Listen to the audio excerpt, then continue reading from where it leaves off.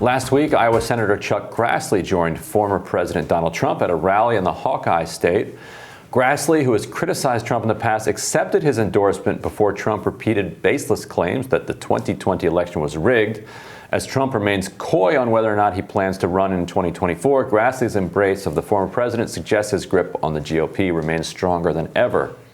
We have new HarrisX data on whether or not voters would support a 2024 run. Let's take a look.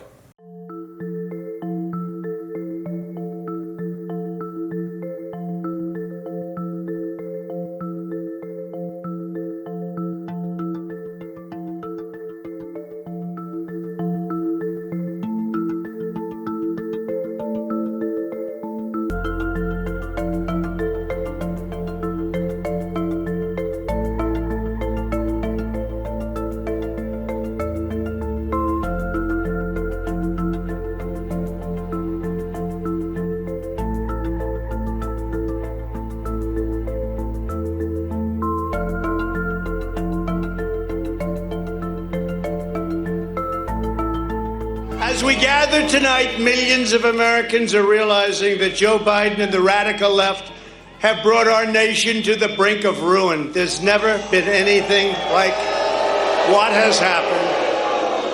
After just 9 months under Biden, violent criminals and bloodthirsty gangs are taking over our streets.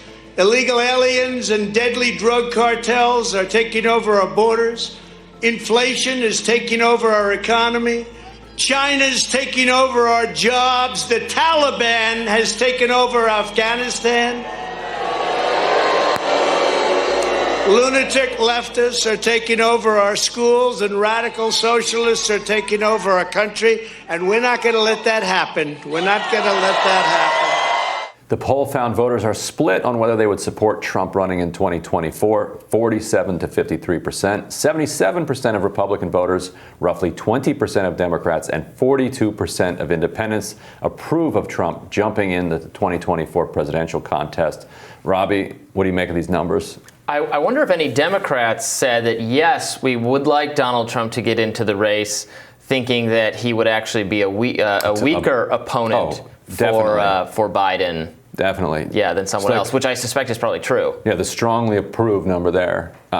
Democrats strongly wanted him to be the nominee in 2016. Right. Which screwed up, which backfired royally when he actually won. We can't lose. What could go wrong? Right. Here? Yeah, Hillary. It was clear that Hillary Clinton, her staff wanted that to be the matchup, and man, was that was the wrong matchup. They called it a Pied Piper strategy. Right. That they'll just lead all the Republicans off the cliff. Yeah. Off the cliff right into the White House. Yep. Whereas Trump in 2020, I think, actually rightly, his people did not want Biden to be the person they were up against. I think they rightly perceived Biden to be probably the strongest challenger in terms of his popularity as a basically popular former vice president,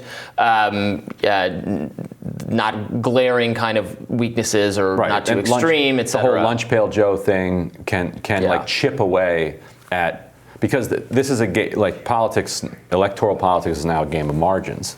So if you can take Trump's margin that he's racking up in Pennsylvania's like interior, down from 80% to 72%, that's game over, because you run up the score so big in Pittsburgh and Philadelphia that you don't need to win a majority of voters in Altoona. You just need 30% rather than 21%. The question becomes, so are there voters who voted for Trump in 2016 and voted for him in 2020, but let's say the Republican nominee is Ron DeSantis. Would they not vote for him because it's Ron DeSantis instead of Trump? And obviously there are people like that, but are there so many of them that it cancels out probably what I would suspect is a larger number of basically Republican or right-leaning people who were too embarrassed to vote for Donald Trump and didn't vote for him in 2020, or voted for Biden, or just didn't vote at all. Your white suburban Republican women type people who might be able to vote, would vote for any other Republican candidate, just not Trump. And the number of Republicans who will be convinced that there's no point in voting because it's rigged, right, it could be the margin as well. Right, the worst strategy anyone has landed on. Don't vote. It's unfair. The whole thing is unfair. Don't vote. We see how that worked in Georgia. You saw, and you don't know if it's a combination of two factors in Georgia. Beside from people excited about getting the $2,000 checks, it was Republicans who didn't show up because Trump wasn't on the ballot. Or Trump was telling them that there was no point in voting because the whole thing was rigged. Right. It's incredible. While GOP voters support the idea of Trump running again in 2024, Trump himself released a statement calling for his supporters not to vote in 2022 or 2024. He said in an email sent out to his supporters, quote, "If we don't solve the presidential election fraud of 2020, which we have thoroughly and conclusively documented, Republicans will not be voting in 22 or 24. It is the single most important thing for Republicans to do." And the Republican officials, the Senate, McConnell, they had their chance to be done with this guy forever. You needed a few more votes for removal to really, and they took the bet that he'll go away quietly. We don't have to, we've rebuked him enough for our conscience. We don't need to rebuke him any further.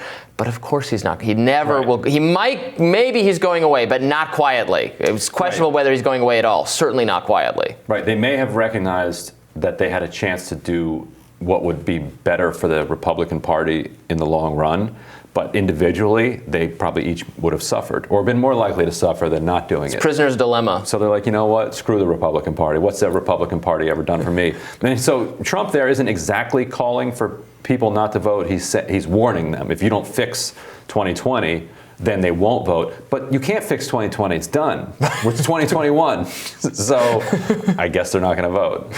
If you don't install me as president before 2022 or 2024, then people aren't going to vote. Yeah, well, you're not getting installed, so I don't know what to tell you, man. Unreasonable demands merit no reasonable response. Yeah, sorry, guy. All right, we'll have more Rising right after this.